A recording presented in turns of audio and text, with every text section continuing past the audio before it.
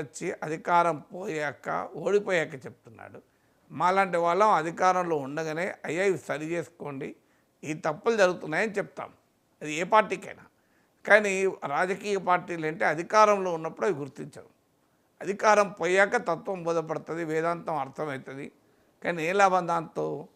బతుకున్నంత అధికారంలో ఉన్నంత కాలం మనం ఏమీ చేయకుండా, ఆత్మవిమర్శలు చేసుకోకుండా, ఇవన్నీ ఏమీ గ్రీక్ అండ్ లాటిన్ కాదు, ఇవేమీ రాకెట్ సైన్స్ కాదు కదా. ఇప్పుడు కేటీఆర్ చెప్తున్నాడు, ఏమంటున్నాడు? ప్రజల్లో ఉండే వ్యతిరేకతను గుర్తించలేకపోయాం. ఎందుకు గుర్తించలేకపోయారు? కొన్ని నెల రోజుల కన్నా ముందే వచ్చిన సర్వేలో కూడా టీఆర్ఎస్ దెబ్బతింటోందని వచ్చింది కదా, మీరెందుకు గుర్తించలేకపోయారు?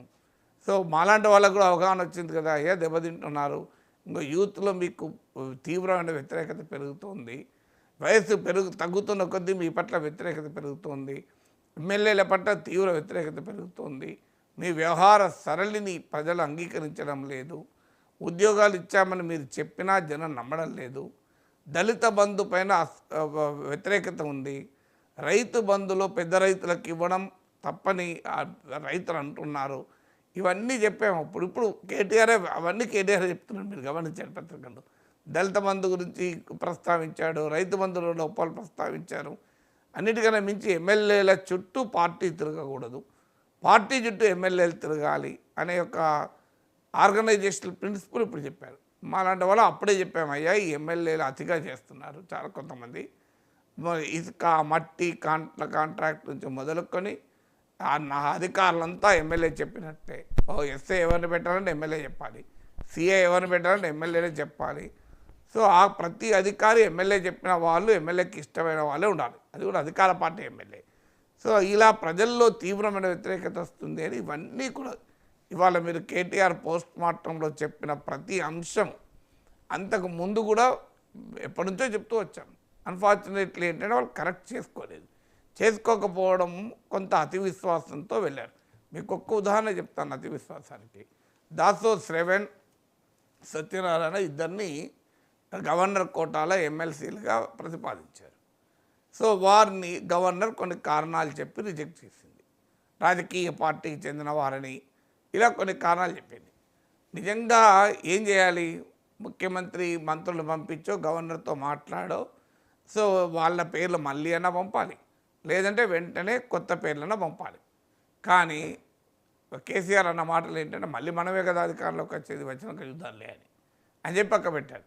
దాంతో ఇవాళ 2 ఎమ్మెల్సీలు కోల్పోయారు. ఇప్పుడు కాంగ్రెస్ పార్టీకి అడ్వాంటేజ్ వచ్చింది గవర్నర్ కోటాలో ఇద్దరిని నామినేట్ చేసుకోవడానికి. అంటే ఒక పార్టీ ఎంత అతి అంచనాతో ఉంటుంది అన్నదానికి ఇది ఒకటే ఉదాహరణ. మీరు గవర్నర్ కోటా ఎమ్మెల్సీలదే ఉదాహరణ. ఓడిపోతామన్న కాస్తంత ఇంక్లింగ్ కనుక ఉంటే వెంటనే అదే పేర్లను మళ్ళీ పంపించి గవర్నర్ చేత ఒప్పించుకునేవారు, కాదంటే వేరే పేర్లను పంపేవారు. అంత ఓవర్ కాన్ఫిడెన్స్లో ఉన్నారు, మళ్ళీ మనమే కదా వచ్చేది, ఏమవుతుంది మళ్ళీ అప్పుడు పంపుకుందాంలే అనేటువంటి ధీమాలో ఉన్నారంటే ఎంత ఆశ్చర్యం వేస్తుంది చూడండి. ప్రజలను కలవడం లేదు అన్న విమర్శ చాలా రోజుల నుంచి వస్తుంది. ఈ ముందు ఒక చిన్న ప్రోగ్రాం అదే ప్రగతి భవన్లో ప్రతిరోజు ప్రజలు వచ్చి ఎవరినైనా మా ముఖ్యమంత్రినో లేదా ఆయన ప్రతినిధినో కలవాలి అని పెట్టుకుంటే అయిపోయేది కదా. ఈ చిన్న తప్పు చేయాల్సిన అవసరం ఏంటి కదా. వారంలో 2 రోజులు ఎమ్మెల్యేలు సెక్రటరియట్లో వచ్చి కలవచ్చు, లేదా ప్రగతి భవన్లో ఎవరైనా కలవచ్చు అని ఒక పని ముఖ్యమంత్రి పెట్టుకుంటే అయిపోయేది కదా. సో అందువల్ల ఇవన్నీ పెద్ద భారీ ఘోరమైన తప్పులేం కాదు, కానీ ఆ వ్యవహార సరళి అనేది చాలా వ్యతిరేకతకు కారణమైంది. సో దానికి రీజన్ ఏంటి అంటే చుట్టూ తమకు అనుకూలంగా తమకు రుచించే మాటలు చెప్పే వాళ్ళని పెట్టుకొని స్పష్టంగా ప్రశ్నించే వారిని, విమర్శకుల్ని దగ్గరికి రానివ్వని రాజకీయ సిచ్యువేషన్ వల్ల వస్తుంది ఈ పరిస్థితి.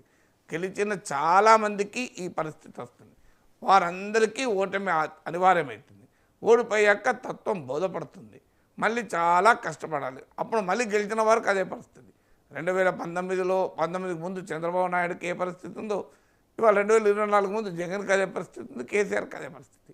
అధికారం వచ్చాక తమకు రుచించే మాటలే వింటారు, ప్రశ్నించే వారందరినీ తమ ప్రత్యర్థులుగా చూస్తారు. సో ఈ ధోరణి నేను చాలాసార్లు చెప్పాను, కౌటిల్యుని మాట, చుట్టూ విమర్శకులను పెట్టుకున్న రాజు విజయం సాధిస్తాడని. సో విమర్శకులకు దరిదాపులు కూడా రానియరు. సో ఆ రకమైన ధోరణి అనుసరించడం వల్ల ఇవాళ పోస్ట్ మార్టంలు చేసుకోవాల్సిన అవసరం వచ్చింది. లేదంటే అధికారంలో ఉండేవాళ్ళు కదా.